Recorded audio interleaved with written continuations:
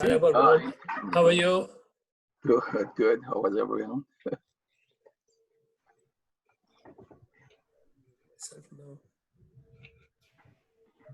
Art and Dr. Saad, please let us know when you're ready to start, so we will go ahead at that point, mute everybody, and just unmute the ones who will be speaking.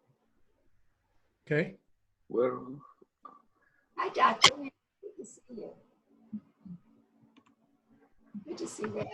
Hello, Skip. Karen, how are you? Where's Skip? He's waving. I'm unmuted. Hey Richard, how are you? Welcome. Hello. Nice to see you all. I think once the video starts, we probably ought to turn off our video so that the streaming is proper. Otherwise, if everybody's video is on, then it gets on the wavelength or the line width. All right. Should we begin now? sure, I think it's time. Yep. sure. It's yeah. Okay, let's do it. Well, good evening and welcome to our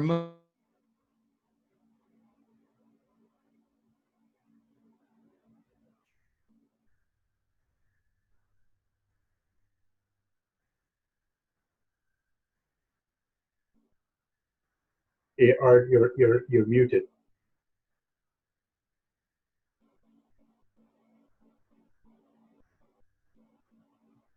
Okay, thank you. All right, let's try this again. Good evening and welcome to our Muslim-Jewish dialogue. Thank you all for being here. I hope that everyone will leave tonight informed, inspired, and eager to attend our next event. I will take a minute to talk about our history, and then I will ask Rabbi Brown to offer a prayer and comments. After some preliminary conversations in March of 2016, 6 people went out to dinner to talk about a concept that had been proposed by Dr. Mir. This was the start of the Muslim-Jewish dialogue in Akron. We began with a text, The Children of Abraham, and we continued with life cycle and other topics. Before long, there were people from other faith traditions who wanted to join us. And as time went on, we developed relationships.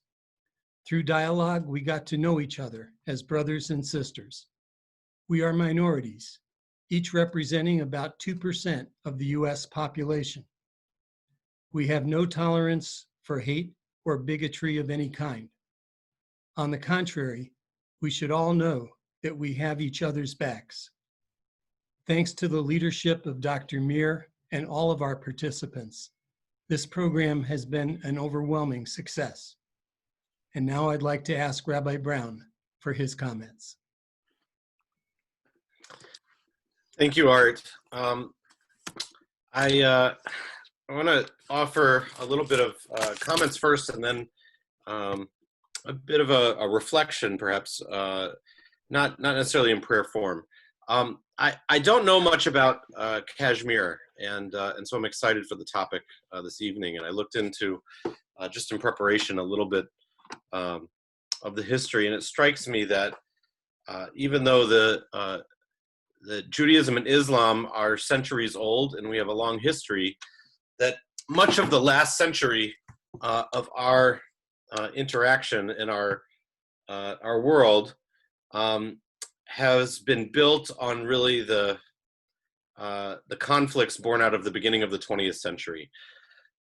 So the First and Second World War, the ways that the countries that the Muslim world and the Jewish world have tied our long traditions to, being split up and then being reallocated in ways that continue to cause a divide. That's much of what I believe we're gonna learn a little bit of that history as well this evening. And so the 1940s became a defining time.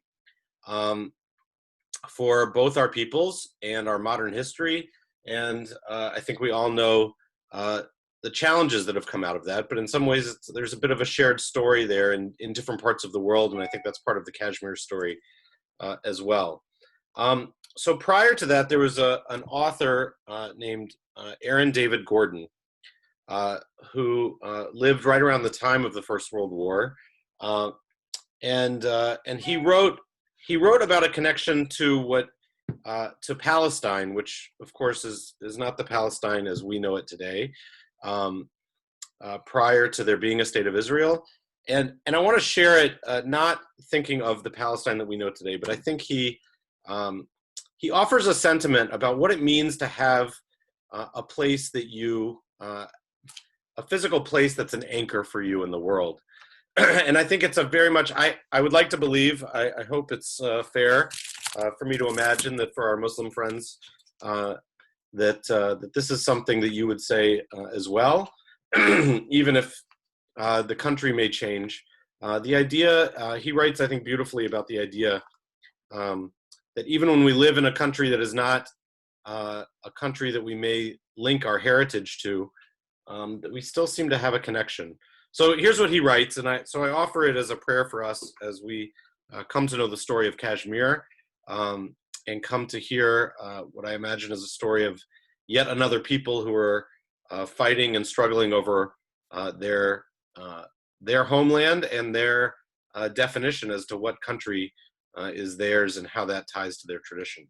So he wrote, it's not dated, but I imagine this is in the 19-teens. Every country has sons and daughters in other countries. So there is nothing to dread if a part of the people, or even a majority, must live dispersed in other lands. If only we have our roots in our homeland, what he defines as Palestine. And then those scattered abroad will not be parasites in a foreign body, but they will be the branches that draw their shape from our own roots and spread out beyond the soil that sustains them. Then we shall again be a link in the chain of mankind, an organ in the body of humanity. And so I think if I understand his words correctly, I think the idea is that when the place that we tie our tradition to and our personal history to is a place that is safe and secure and without struggle, we look back and we feel deeply connected to it. When it's a place where we've been expelled or where there's trouble or where people are abused, and then we feel disconnected in a way because we know that a place that we care about is filled with harm. So our prayer is, my prayer for us is for all the places that we're linked to in our families and in our traditions, that those be the roots of a tree that we feel very connected to, and that they be places of peace and safety, and places where Jews and Christians and Muslims and people of all backgrounds can find that they can coexist.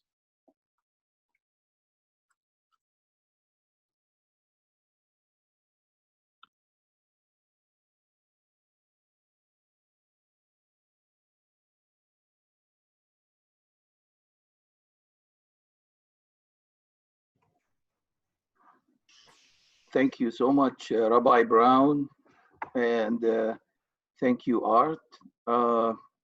Is it my time to introduce Dr. Mir?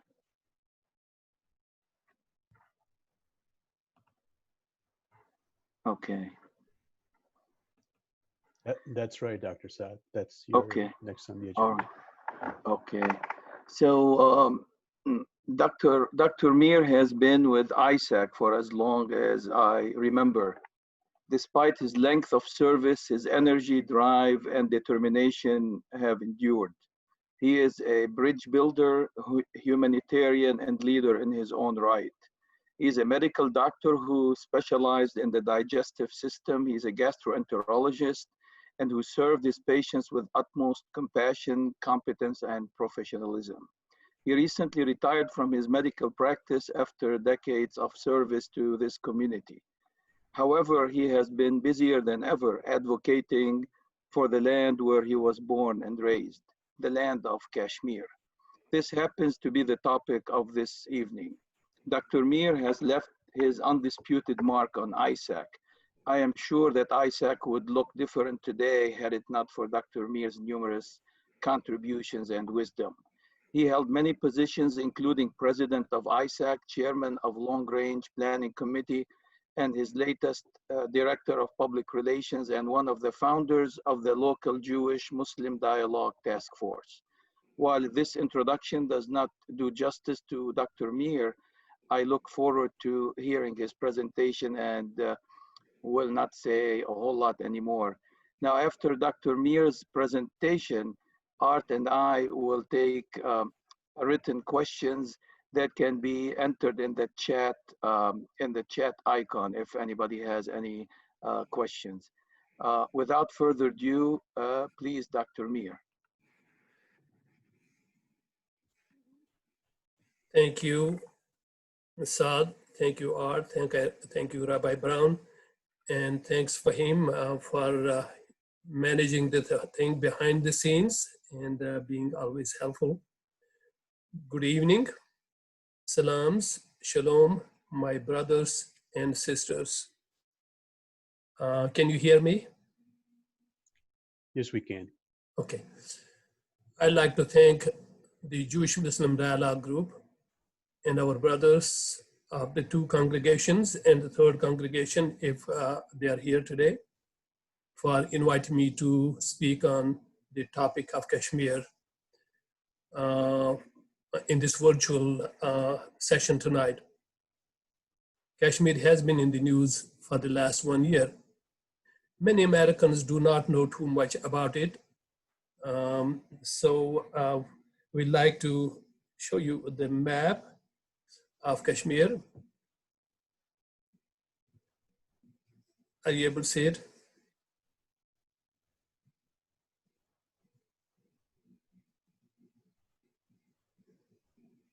Fahim Saab, are we able to see the map? Yeah, we should be able to. Okay. It's on the display here. It's on, okay. Kashmir, as I said, has been in the news for about a year, actually over a year now. And I said many Americans do not know a whole lot about Kashmir. And these days, unfortunately, there is so much international news that dominates the news cycle all the time for different reasons.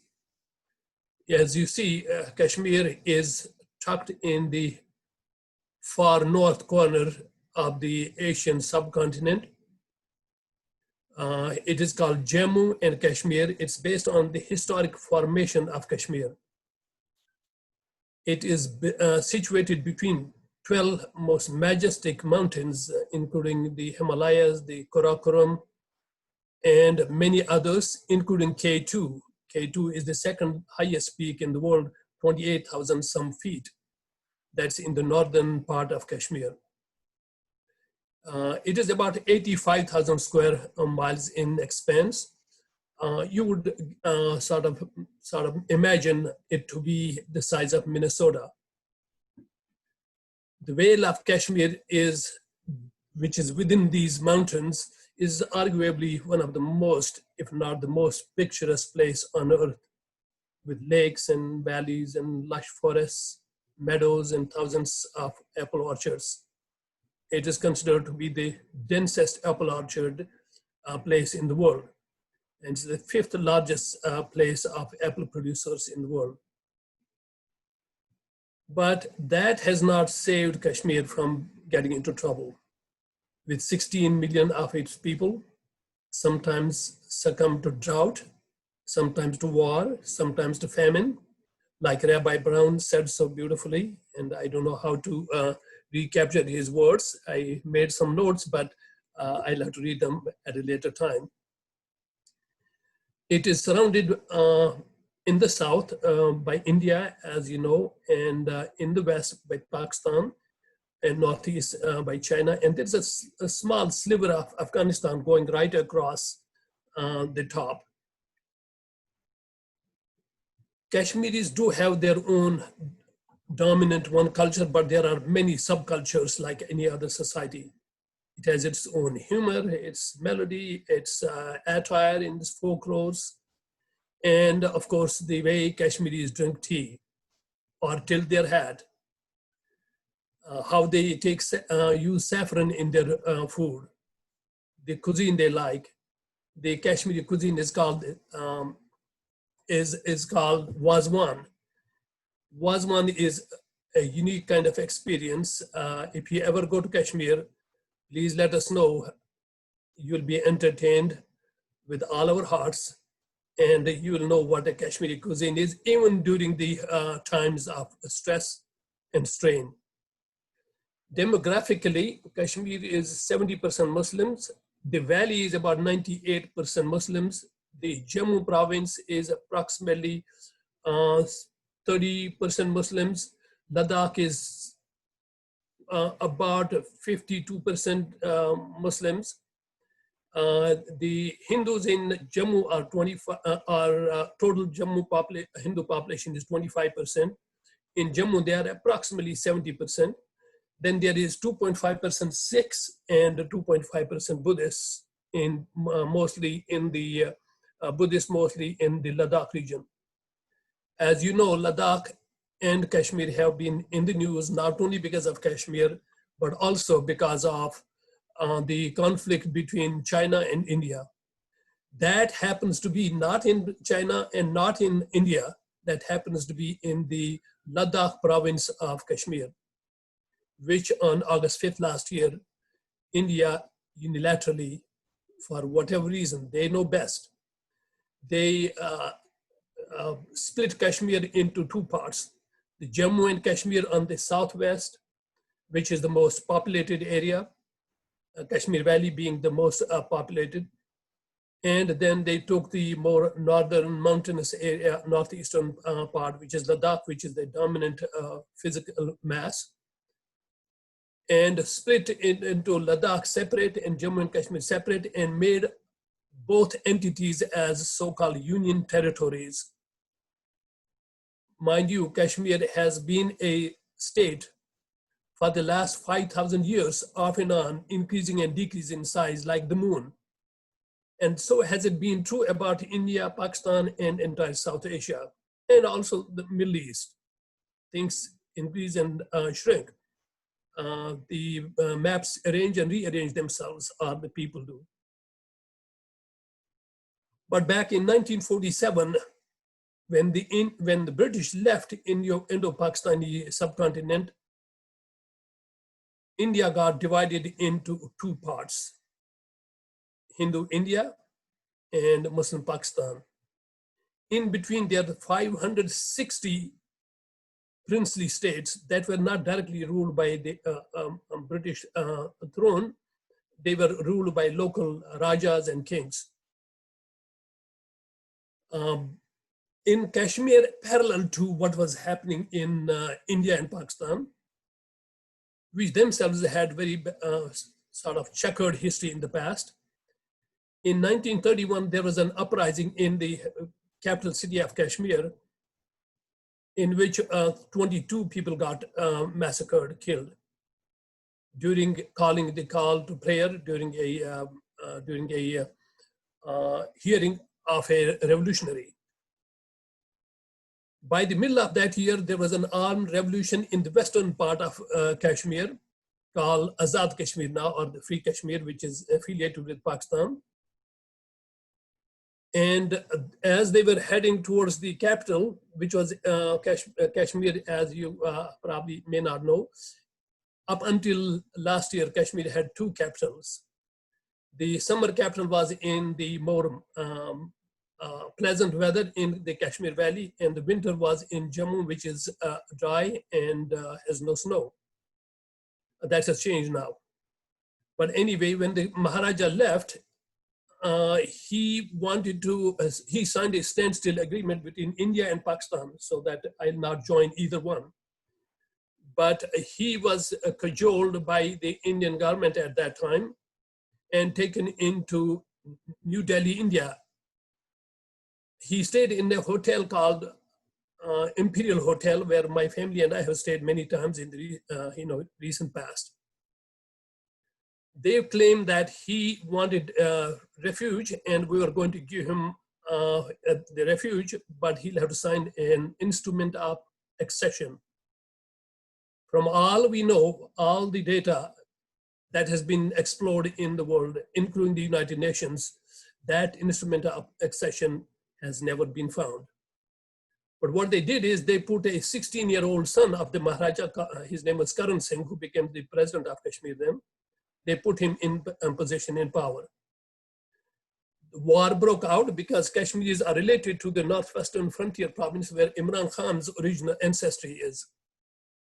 So they came over along with the Azad Kashmiris, and the conflict became bigger.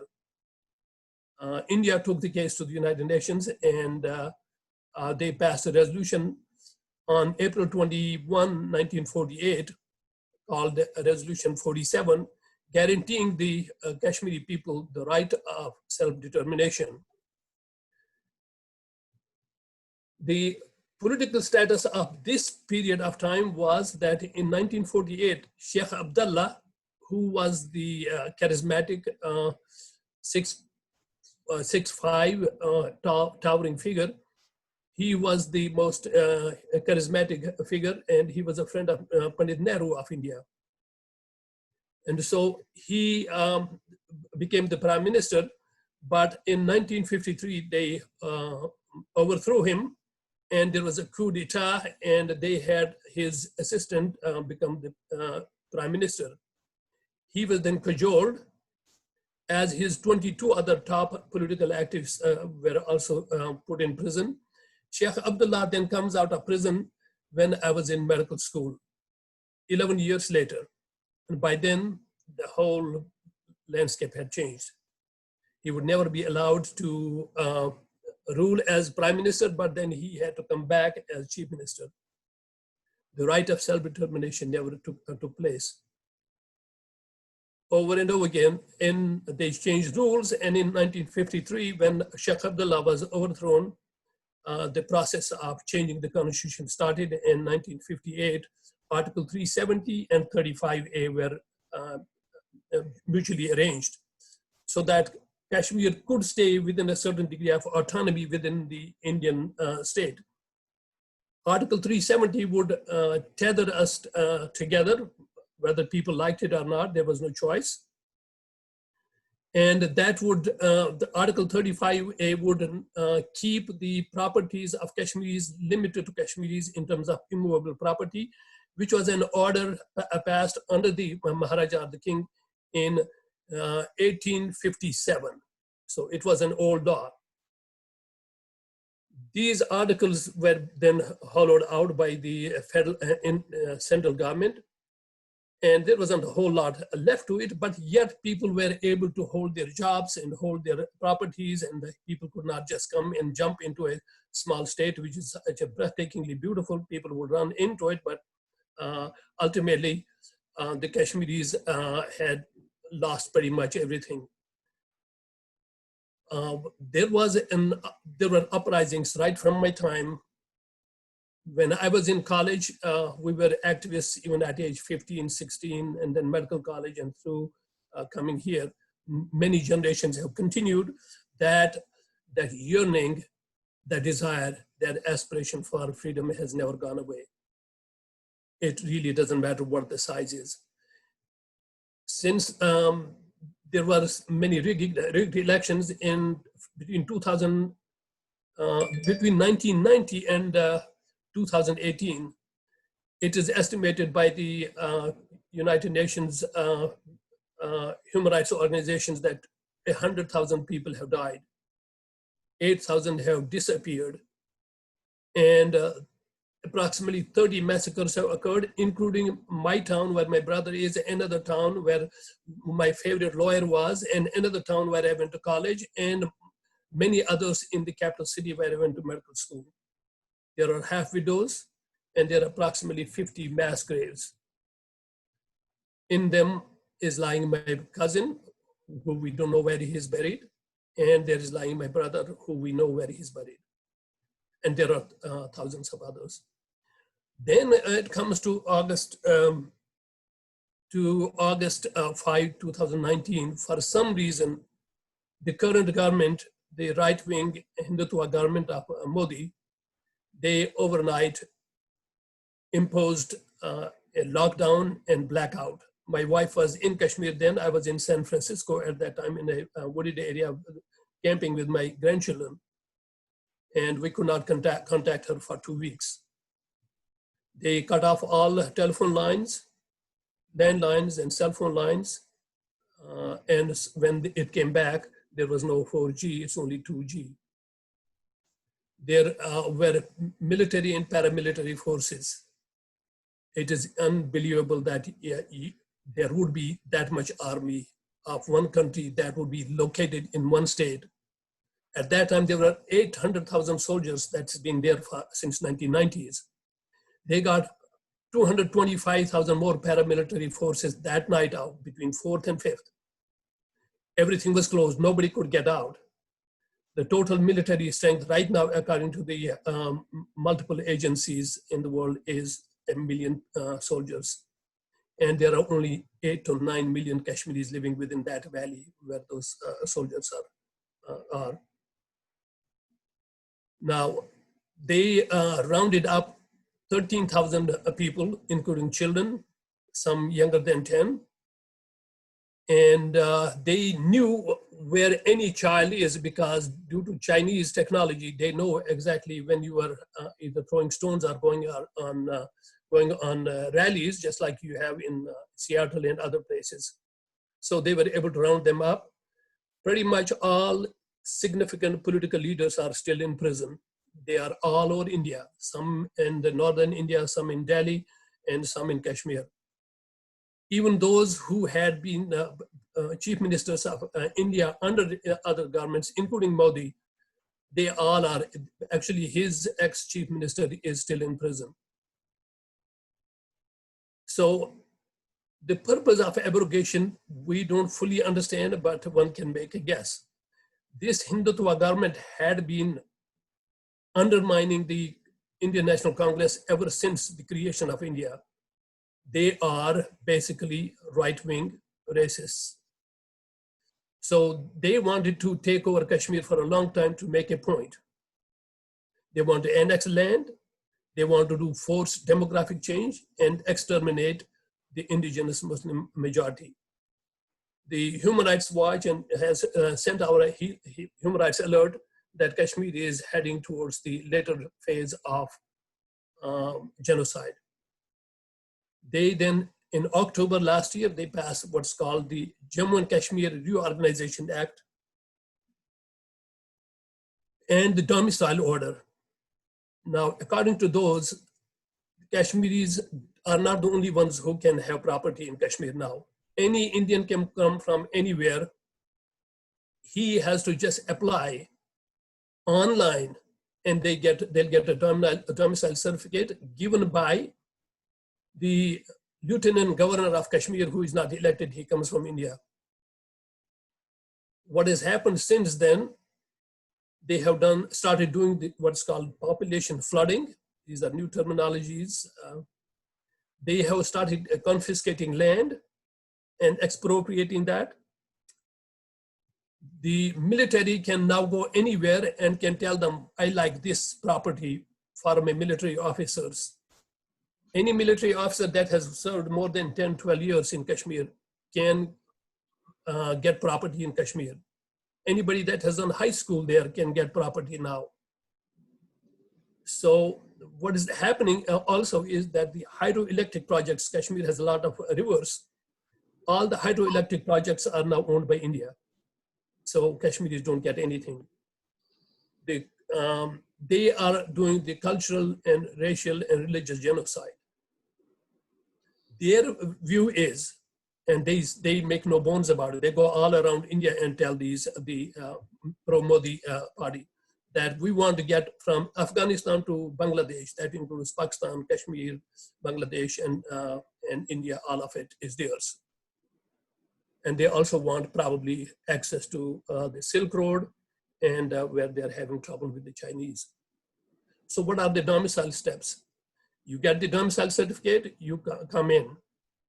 You get lucrative jobs. Now what's happening is that the Kashmiris are not getting any mining contracts to mine the riverbeds and tributaries. You see the pictures there, and they're already at work. In the capital city of Srinagar, that's the capital city of Kashmir, 100% of the contracts have been given to Indian contractors. In the northern district where I come from, they have banded together the Kashmiri contractors, and they have been able to push back, and they have gotten some contracts. The major luxury hotels are going to be brought, owned by Indians. There are many five-star hotels in Kashmir because of its tourist industry, but they are going to be bought and used by them. All top police administrative officers are all Indians. The cabinet of the lieutenant governor consists of 4 people. There's not one Muslim there, is not one Kashmiri in there. There is not a police officer that they all were Kashmiris before. The Kashmiri banks are the most successful banks in India, but every one of the top bank officers have been removed. There's a guy by the name of Hasib Drabu. He is one of the top intellectuals of Kashmir and India. He was interviewing yesterday. He said that was the best banking deal going on, and now he's not anywhere in there. The Legislative Assembly was dissolved in 2018, so there is no legislative activity. It's all done by India as a union territory. Ladakh that is the northeastern province that itself is probably going to be used a conduit and ammunition dump. It's a huge place, and that's where they're going to start having altercations with the Chinese or whatever else, and Pakistan on the other side. With regard to the Kashmiris, essentially, unless something else happens, the Kashmir is probably finished as a Muslim majority state. We believe, and it's generally considered, that within the next 2 years, Kashmiri population will be probably on their knees. Kashmir has a high education rate. There is no poverty of the kind you see in India or Pakistan and other places. Everybody has a home. There are not that many too rich or too poor people. The gap between the incomes is much narrower. In 1953, when the first prime minister came, he did land to the tiller. So Kashmiris got redistribution of land. At least everybody has a place and home to go to. With that, I would like to stop at that, and I'll be happy to answer any questions. And thank you so much for doing this, and thank you for arranging this webinar, and thanks for listening. God bless.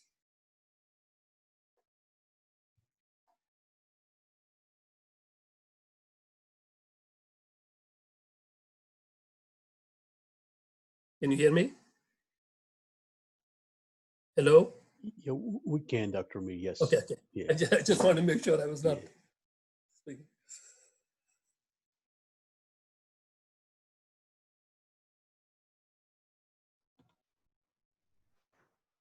Yes. Thank you so much, Dr. Mir, for this presentation that you gave us a very good idea within a very, very short time. Thank you so much. I think Art and I will rotate questions. I'm seeing some questions coming up on the group chat. So maybe I can start with the first question and then have Art, rotate with me. In order of preference, what do the majority of Kashmiris want? Complete accession to India or Pakistan, or full autonomy as new nation? Do they need complete accession to India or Pakistan or full autonomy? And what is the potential for an all-out war between the three nuclear power suitors, China, India, and Pakistan? It's like a two-part question. With regard to the choice of the people, it's a great question, and it comes up over and over again. We will never know. That's the final answer to that. But between that and all out being with any country, if Kashmiris were given a choice at this time, it would probably be 50-50 between independence and Pakistan. There'll be probably 20% or less, or maybe even less than that. You know, those that are in the Jammu, the Hindu province, maybe they'll get through. But if people were given the right to self-determination, supervised by the United Nations, the chances are that we'll be able to figure out. Much depends on how each country plays its cards in future. Depending on how many mistakes they make, how they are perceived by the local population. There is a certain segment who are pro-independence. There's also a large segment who are pro-Pakistan. There is a small, very small segment of those who were considered as cronies of India, who gave them the foothold in Kashmir. And they are also in prison now, unfortunately for them. The chances of them going to India are there, but if we then do the election is conducted by the United Nations or similar agencies, they can do it in the regional basis. I'm not so sure that all people will go in one direction or all in another direction. Maybe Kashmir can also even get fractured. I am hoping not, because so far Kashmiris themselves have been in good relationship, except in 1990 when some Hindus, about 250 Hindus got killed, about close to 200,000 left, went to India. At that time, they were thinking that they'll clear the Hindus out and then wipe out the Kashmiri Muslim resistance. That did not work, and so unfortunately, they are also suffering outside like many. But I would think, I've talked to people in Jammu who are Hindus called Dogras, and their thinking is if there was a truly unfettered plebiscite, it'll probably be a toss-up between independence and Pakistan. And with regard to the next question, that is about war. Of course, I'm not an expert, but nobody would have thought that China would be in the fray.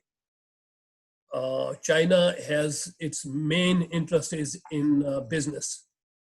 The Road and Belt Initiative they have through a northern part of that is their priority at this time. And that's why I think they went to sort of limited war with India, because they didn't want that route to be vulnerable, the Belt and Road called CPEC. So if there is a threat to Chinese communication and travel, then a war is not impossible.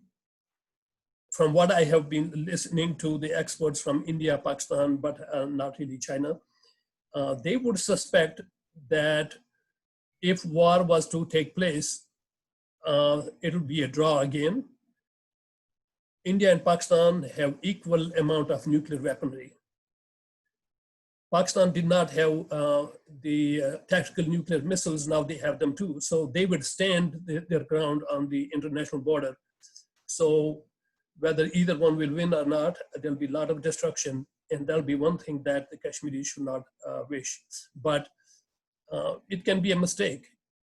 And by mistake, things can happen.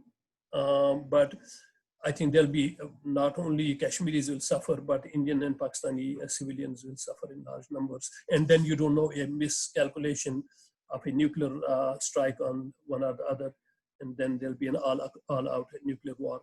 So it is a chance, but I think at this time, I think both countries are trying to push back and you'll have to see. I think Pakistan has a little saner prime minister right now than India has. I couldn't have, said that, a year, 2 years ago. Before 2014.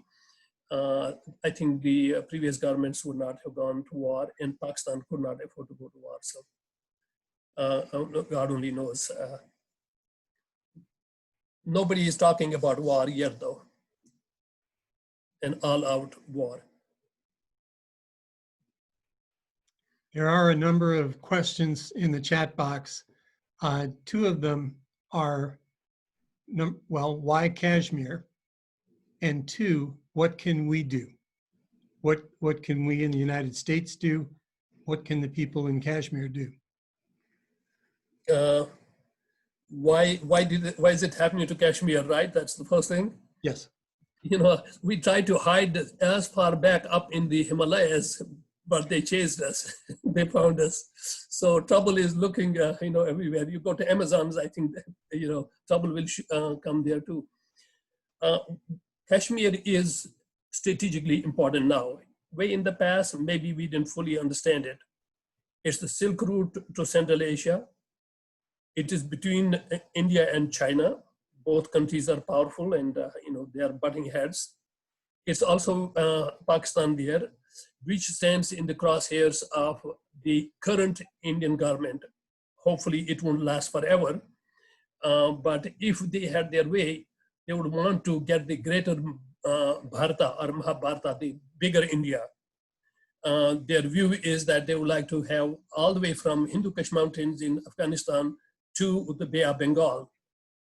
And they also have this revengefulness that why did Pakistan become a country, and why are Kashmiris not submitting to us? It's a thing. It's a Hitlerian kind of thing, but you never know. You can't get in their head. So that's probably why Kashmir is becoming important. Secondly, the water resources. Kashmir has Chenab, and I have lived on the bank of Chenab for a year and a half. It's a huge river, and there are many others. This Indus River, the Ravi, and all that between India and Pakistan. That and hydroelectric projects, irrigation projects, and so water is going to be life in future, and that's true about all countries. So that's another reason for that. And the last is India wanted to have an image. That was for the previous government who cared about image. Just a softer image, having a Muslim majority state within their country. But with this government, I think is more ideology. I think that drives him, necessarily doesn't make any financial sense or any image sense. But yet Kashmir is the best tourist spot in Asia. And there's so much there you can do. There's so many health resorts and all that. Kashmir is a health resort, pretty much the whole thing. With regard to what can Americans do, I'm glad you asked that question, because I talked to a friend of mine yesterday. He says, if you are speaking there, these people know what they have gone through in their history. They will understand you. And but I said, well, I'm still not going to, be too dramatic about it. He says they'll understand what you're going to be talking, and that is, we need to speak up. Meaning, you need to send, number one, letters to the congressmen, senators. That would be fantastic. That Kashmiris should make their own decision. Kashmiris are not anti-India. They are not anti-Pakistan. They love both countries, the people. But I think there is nothing on earth that can satisfy Kashmiris to the point where they will just give up. You would have to kill all of them, and that can happen, I guess, but I can't see that happening in 21st century. Meanwhile, if we want to save them, I think it is by writing letters, calling the congressmen and senators and the Secretary of State, telling them, do not ignore the plight of the people of Kashmir. Because Mr. Stanton, who is the expert on Human Rights Watch, he has said repeatedly look at his videos, his YouTubes, he'll tell you that Kashmir is going through genocide right now. It doesn't have to be exactly the same as it was elsewhere, but it's going through that. So the only way to stop it is by Kashmiris rising, not just Kashmiri Americans, not just Muslim Americans, but Jewish Americans, Christian Americans, Hindu Americans, and everybody. And my own feeling is not only when we speak, but when we pray, we ask God that don't make me one of the oppressors and don't make me the oppressed, and come to help. And all Jews, Christians, and Muslims and others, if they can do that, they'll be good. But essentially, call, pick up the phone, and write letters, write emails. I think that's the best thing our people here can do. Thank you. Thank you. We have one comment about Mr. Modi that unfortunately has become president with all his Prime Minister. past. And one question is, what is Hindutva and what are the parallels between Hindutva, Nazism, and KKK? A lot of similarities. They, back in late 1800s and early 1900s, there was a guy by the name of Savarkar. He was in Britain and he was involved in killing a British officer. He was from India, actually, himself. He gave the term Hindutva, means Hinduness, and you can see it on on Google.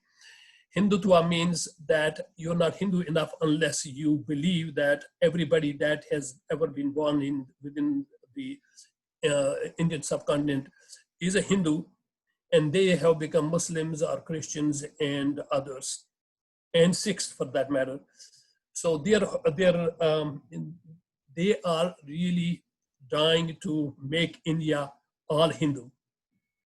That's why they came with CAA, that is for against Indian Muslims in Delhi, when there were about 400 people that were killed, because they are very vicious.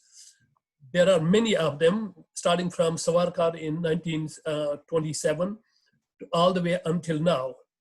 They have multiple parties and they are conglomerates of them. There's Hindu Mahasabha, there's RSS. RSS is the backbone of BJP, which is the ruling party, the political front. But RSS is the ideological front. They believe in their supremacy, just like Hitler did. They believe in Hitler's ideology. They idolize him. And they also have a fascist tendency. That's part of what drives them. But these things happen in any religion. But this has become a phenomenon with such a large country with approximately 1.3 to 1.5 billion people. There are 600,000, they call them Razakars. They are volunteers of Modi's party, actually RSS. If they go into a neighborhood, you are in trouble. They are just like KKK. They wear the saffron colored, clothes, very bright saffron colored clothes, and that is a sign.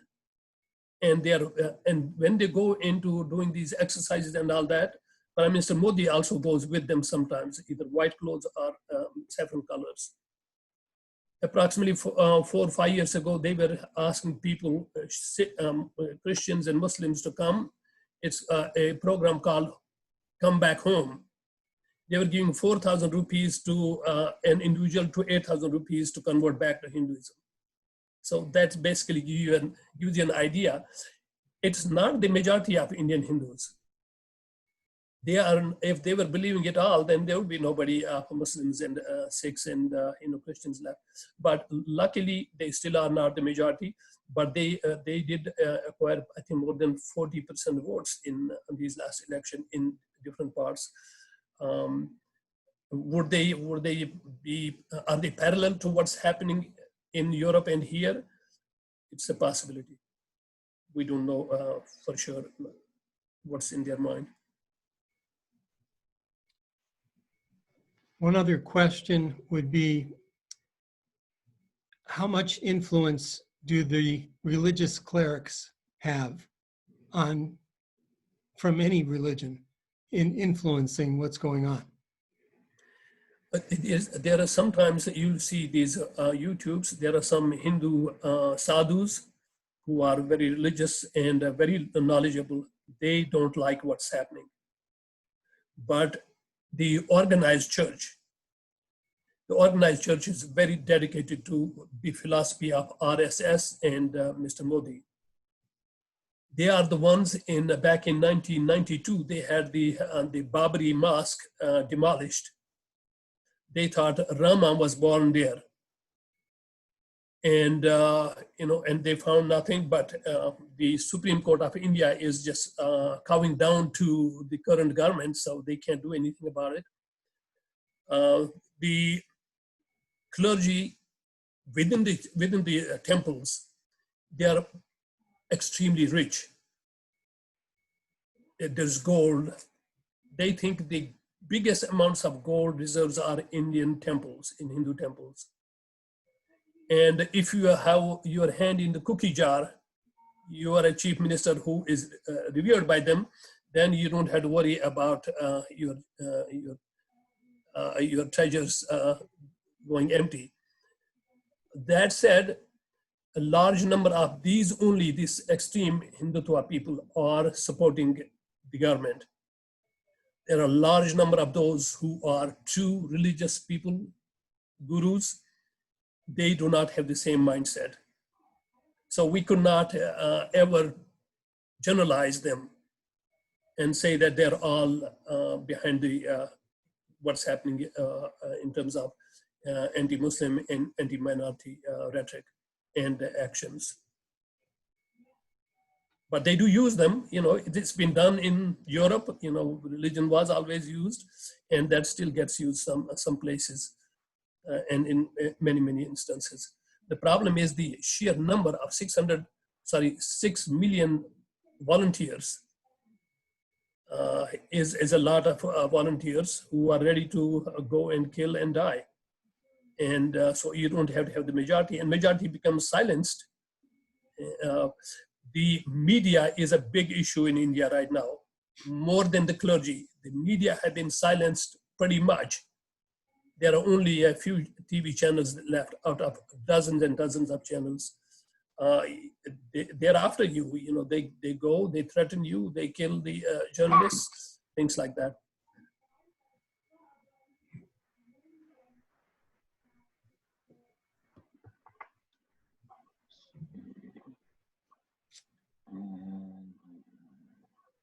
We have some comments actually to everyone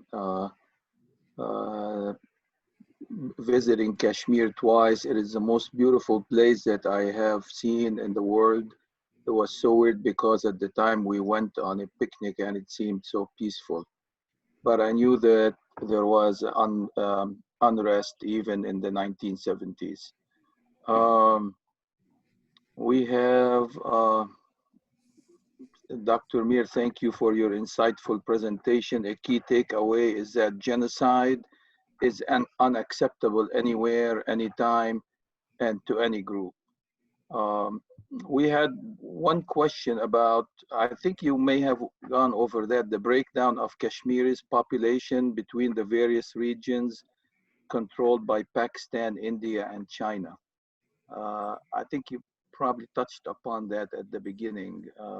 We can go back over just quickly. In the Kashmir Valley, 98% are Muslims. That is not counting the Kashmiri Pandits who are, who share our blood. When they come back, it'll be probably, about 200, 300,000 more. In the Kashmir Valley, there is about 2.5% Buddhists, and including Ladakh, and 2.5% Sikhs. In the Jammu province, Muslims are about 37%, and Hindus are over 70%, and then there is the rest, the Sikhs and others.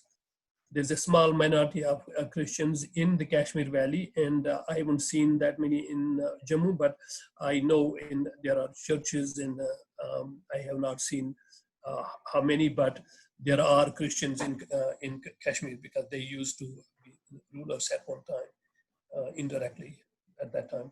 But that's the population breakdown. The total population of Muslims would be about 70%. The Hindus would be about close to 30% overall. Thank you. Are there any other questions? What do you think, Art? Is there anything that you've seen? Perhaps one other question that comes to mind is, if there is to be peace in the region, what is the best way that that could be achieved? Would it be, for example, the United Nations, or would there be a better path to peace? It's a great question, because we have come full circle. They have talked of bilateral engagement. First, it was go to United Nations, but United Nations said, okay, let's do a plebiscite. And then India had cold feet. And then we went back and forth, and there was war, the first war in 1947-48. And that subsided. That, of course, United Nations mediated that. There still are United Nations observers in Indo-Pakistani border, Azad Kashmir border, and Indian occupied Kashmir border. So that's one way to to look at it. That the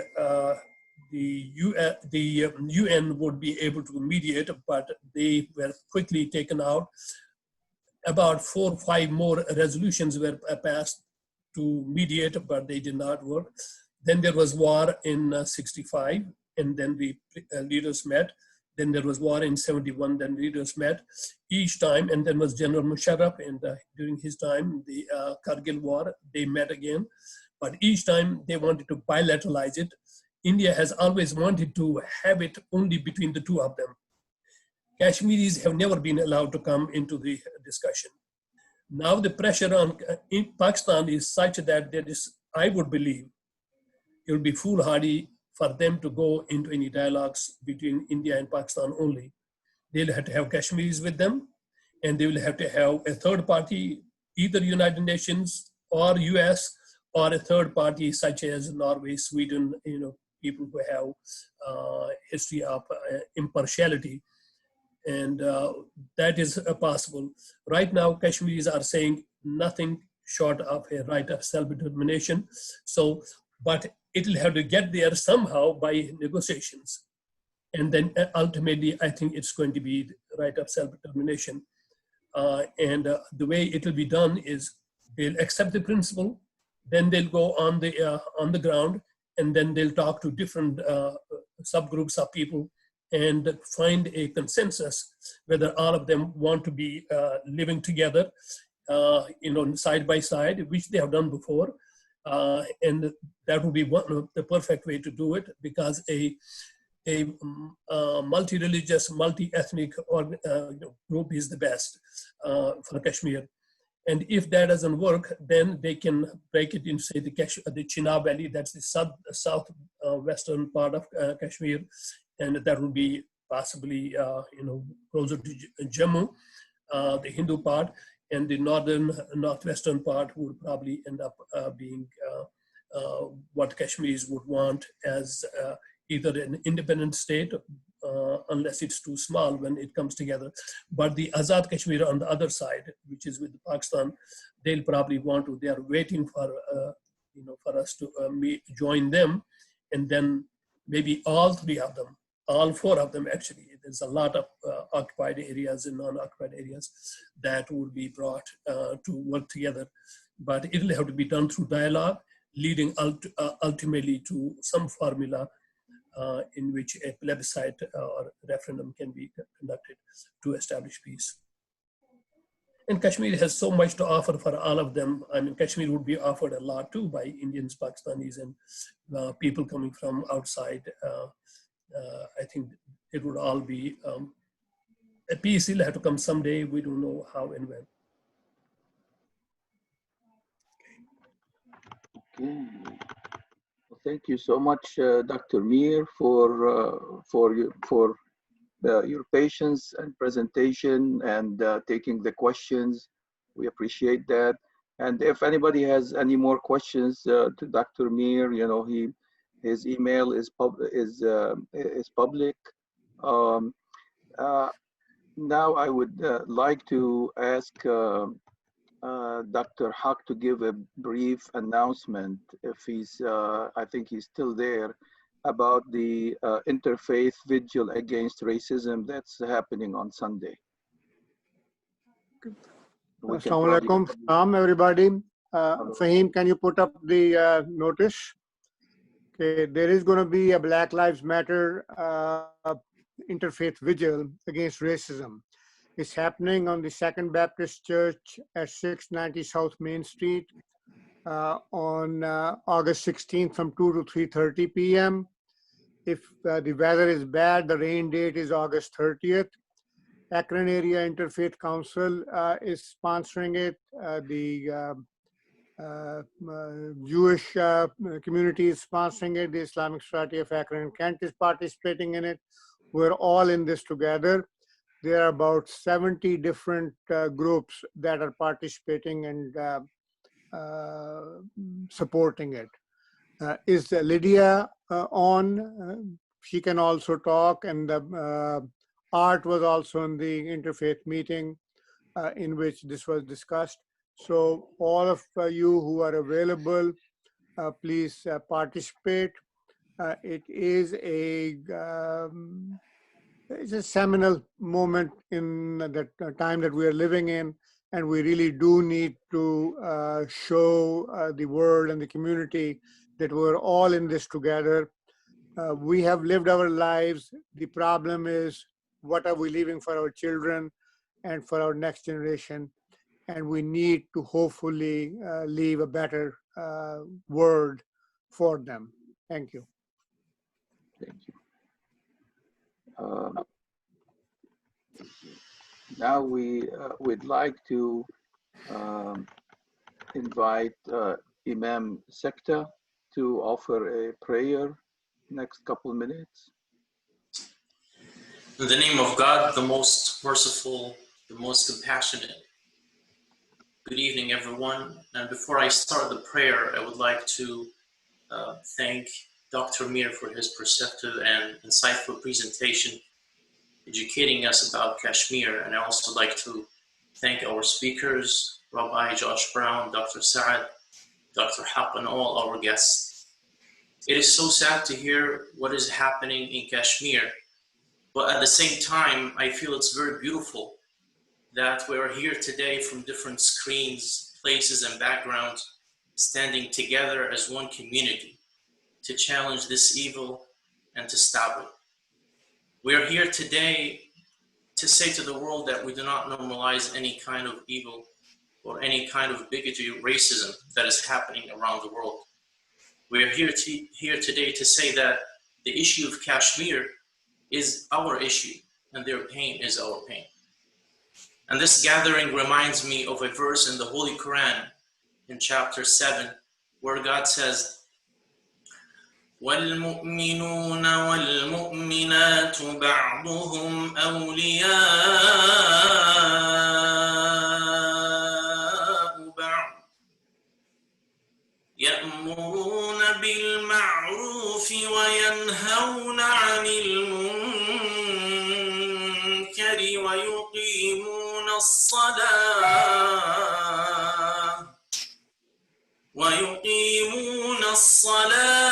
وَيُؤْتُونَ الزَّكَاةَ وَيُطِيعُونَ اللَّهَ وَرَسُولَهُ أُولَئِكَ سَيَرْحَمُهُمُ اللَّهُ إِنَّ اللَّهَ عَزِيزٌ حَكِيمٌ. The male believers and the female believers are allies of one another.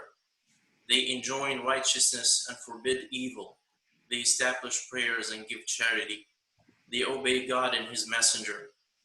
These are upon whom God will have mercy, for God is indeed almighty and the wise. Let's pray. Our God, our Creator, our Sustainer, the ruler of the land and everything that dwells within it.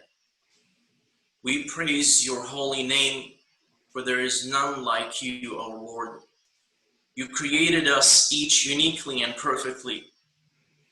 We pray to you, our Lord, to protect our brothers and sisters in Kashmir and to guide their steps. We pray to you, our Lord, to give us the courage to call out and to challenge all sorts of evil in order that it may be dissolved and fall powerless. We pray to you, our Lord, to help us create a nation that embraces the hopes and fears of the oppressed people in Kashmir and all the oppressed people around the world. Ameen. Thank you. Thank you, Imam Sekta. Thank you everyone for attending this Jewish-Muslim dialogue virtual session. Thank you, Dr. Mir, for shedding light on the current events in Kashmir, a topic rarely covered by the news media. For today's attendees, if you have not been receiving emails on the dialogue sessions, please send me your email by clicking on the chat icon below. Our next dialogue session is planned for Thursday, October 8th at 7 p.m. We will talk about the election system. On November 12th, we will discuss religion and the pandemic. The last two sessions will be mostly in dialogue format, so we will be divided into group sessions and then present at the end. All sessions will be virtual for the foreseeable future. With that, and until the next session, I wish everyone safe and peaceful days. Thank you again for being part of today's session, and good night. Is there anything else on your side, Art? No, I think we're good. I would echo your comments and thank Dr. Mir for a tremendous job and his dedication. Thank you so much. Thank you all. Thank you. Thank you. Peace.